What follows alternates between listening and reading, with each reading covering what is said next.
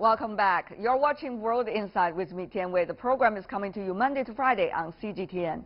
Tonight, I speak exclusively to former Icelandic President Olafur Grimsson. Iceland is a nation that progressed from being dependent on foreign oil to harnessing its natural resources to become energy efficient. The Arctic nation passing down its clean energy technology to China serves as a model of how countries can cooperate in tackling climate change.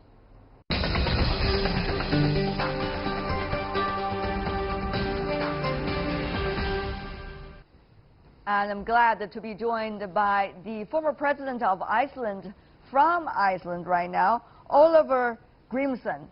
And Mr. President, what a pleasure to have you on World Insight with Tian Wei.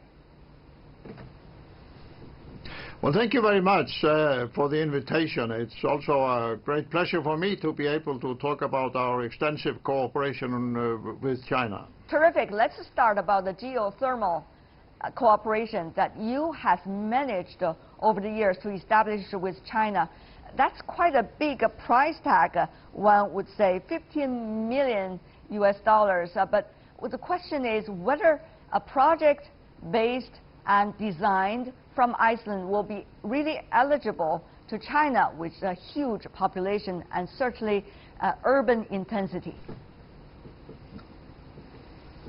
Well, it really has nothing to do with the size of the population. The critical criteria is the geological nature. Unfortunately for China, you are very rich in so-called low and medium temperature geothermal resources. So this means, on the basis of the Icelandic model, as we have now already proved in over 40 cities and communities in China, you can use the local geothermal resources in China to close down the coal-driven urban heating system based on the Icelandic model. And we have now over 10 years of bringing the Icelandic model to China, and it is already an extraordinarily successful addition to the clean energy, non-polluted, sustainable future of Chinese cities. Right.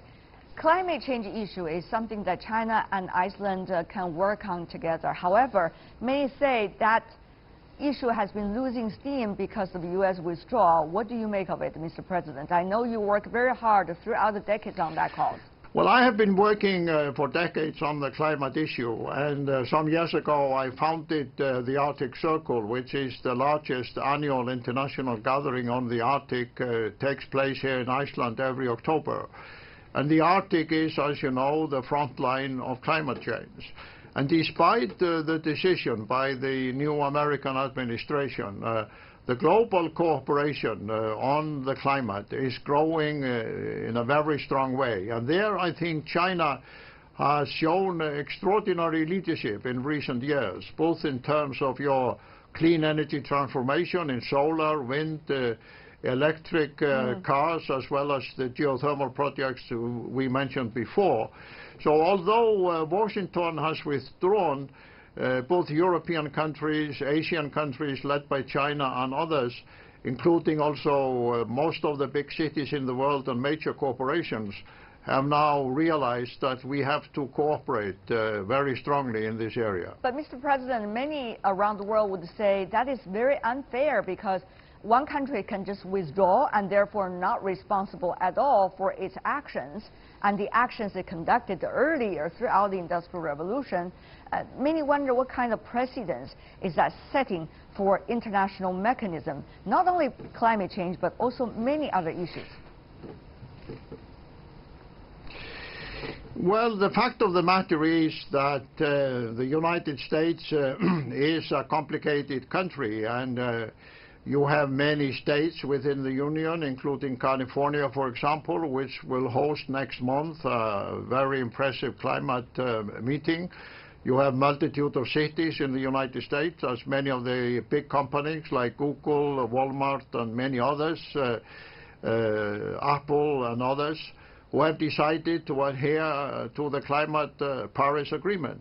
So paradoxically, despite the decision by Donald Trump, the United States, through the combined effort of the states and the cities and the companies, might indeed meet the target set by Paris. But irrespective of that, the forces of clean energy transformation all over the world, as well as the realization that whoever has caused the pollution, the melting of the ice in my part of the world, the melting of the ice in the Himalayan Tibetan plateau, the melting of the ice in Antarctica, is affecting every country in the world and every continent. But Mr. President, one has to be frank about the reality. The reality is some countries might want to withdraw from the climate change agreement. However, the countries that withdraw from that agreement are extremely interested in the interest that they could get from developing so-called the Arctic Circle. So you see quite an interesting mixture of attitude on the one hand about responsibility and benefits, but on the other hand total benefits itself. What do you make of that?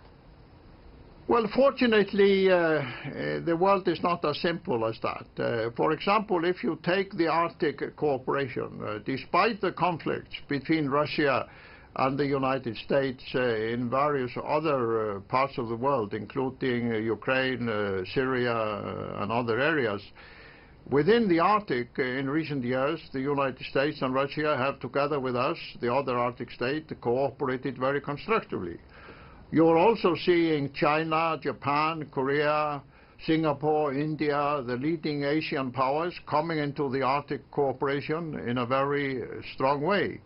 You are seeing in the last 10 years monumental transformation in solar, wind, geothermal and other forms of clean energy, where China has now become a very strong leader.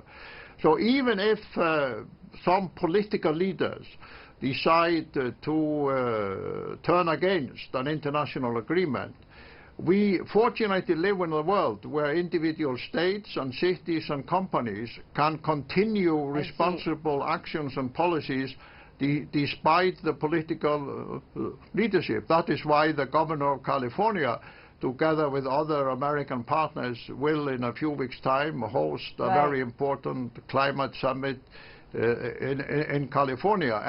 And what is also new in this dynamic situation is that China is now exerting a stronger leadership in this area than anybody could have expected. When I was in China a few weeks ago and attended the Eco Forum Global meeting, the concept of eco-civilization was launched by the Chinese leadership, which is a very important addition to this global dialogue. Well, Mr. President, as you may know, besides climate change issues, there are a lot of issues that China and Iceland have been working together. Actually, China is one of the biggest, in fact, the biggest trading partner of Iceland. It is also the origin country of the majority of Asian tourists going to Iceland. Besides that, there's also shipbuilding, telecommunication, finance, Arctic affairs that the two countries have been working on together. But the question is, where is the direction of this cooperation? I mean, from economic and trade cooperation moving up the ladder to further strategic cooperation. Is it happening? Well, this is a fascinating question because, as I told you before, when I became president in 1996, China and cooperation with China was hardly on our radar screen. So in just 20 years throughout my presidency, we saw all these new areas of cooperation with China evolve. Iceland, for example, was the first country in Europe with which China did a free trade agreement. That's right. So in many ways, I think what we are doing is paving the way for constructive cooperation that others can then follow. Chinese tourists, especially young Chinese people, I believe, will continue to come to Iceland because when they come here, they discover a pollution-free city. They discover a clean energy country. They discover an extraordinary nature, but they also discover a peaceful, non-violent country where you can go freely anywhere and where even the president and the ministers have no security service whatsoever. Yes. with respect to the Arctic, which is a big part of the planet and increasingly a crucial part, both in environmental terms, scientific terms, but also economic terms, China and Iceland have become very strong partners. My organization, Arctic Circle, will organize next May an Arctic Circle forum in Beijing on China and the Arctic. And the Chinese Polar Institute is establishing a new observatory scientific station to look at the universe in Iceland, which will be inaugurated this year. There are other issues I would love to invite your wisdom. What about the international trade rules? WTO very much under the threat by some unilateral actions of certain countries using domestic law to judge some of the international and bilateral trade issues. And therefore, people wonder what is next step for WTO. Meanwhile, the complementary process of making sure that the international system, the UN, the World Bank, IMF, are keeping up with the time are also not resolved. So we have a lot on hand. What about that? Where to start with? Will countries really have this consensus, Mr. President? Well, on the trade issue, I think we have to distinguish between what is the noise coming out of Washington and the White House. Noise meaning the media interventions and the declarations. And what is reality? We saw all these statements 2 months ago or so between the White House and the European Union, and then a few weeks ago we saw the head of the Commission and the President kissing in relation to their press conference in Washington. We have also seen a lot of statements on the trade relations between China and the United States, but the negotiations are still going on. So I think in this world of modern media politics and Twitter and instant television and everything else, where political campaigns are no longer restricted to a few months before the election, but continue every day of every year, we have to be very careful to distinguish what I call the noise in the forms of the statements and propaganda, and what then turns out to be the eventual reality. And I think we still have to wait to see what will become the individual reality with respect to the trade. What is the American president doing in order to appease his constituency in the United States, or what is the reality? On the international institutions you mentioned, the IMF, the World Bank, and so on, the fact of the matter is these institutions were created on the basis, as you know, of the power structure that emerged after the Second World War. We are now seeing in the last few years, for example, the Asian Infrastructure and Investment Bank being created not only in China, but with the participation of my own country, most European countries and others, at the same time as the G7 meeting took place in Quebec with all the drama that was reported by the Western media. Right. The Shanghai Cooperation Organization had a remarkable summit in China with the President of China, the Prime Minister of India, the President of Russia, the President of Iraq, and many others coming together representing 40% of mankind and 20% of the global economy. So we are seeing the emergence of new structures that I believe will find their way to coexist with the World Bank and the IMF. And the fact of the matter is that the countries that were the most powerful elements in the United Nations in the decades following the Second World War no longer in the 21st century play the same role, and the UN system has to adjust to that. Mr. President, I want to follow up on some of the crucial points you were making. You were suggesting that not only on the surface that people should look at when it comes to these geopolitical debates, but rather the real texture under the surface, the real actions in the water, what exactly is happening. But one also want to argue, Mr. President, what is observed on the surface, of course, could be just superficial. But at the same time, it could also be suggesting to us where the direction countries involved are heading for. That certainly could give us some hint, not just the believing in the traditional way of doing things. Mr. President, I hope you understand what I'm talking about. No, I do very much. If we go back 3 years, I didn't know anybody who believed Donald Trump could become president of the United States except my wife, who continuously said he had a good chance and was opposed by almost everybody at every lunch and dinner that we had in any other part of the world. And quite frankly, I don't think anybody can predict what the political situation will be in the United States in 3 or 4 years' time. As I said before, the prevailing consensus that guided the United States both internally and externally for almost the entire second half of the 20th century is no longer there. And this, I don't think it will ever return.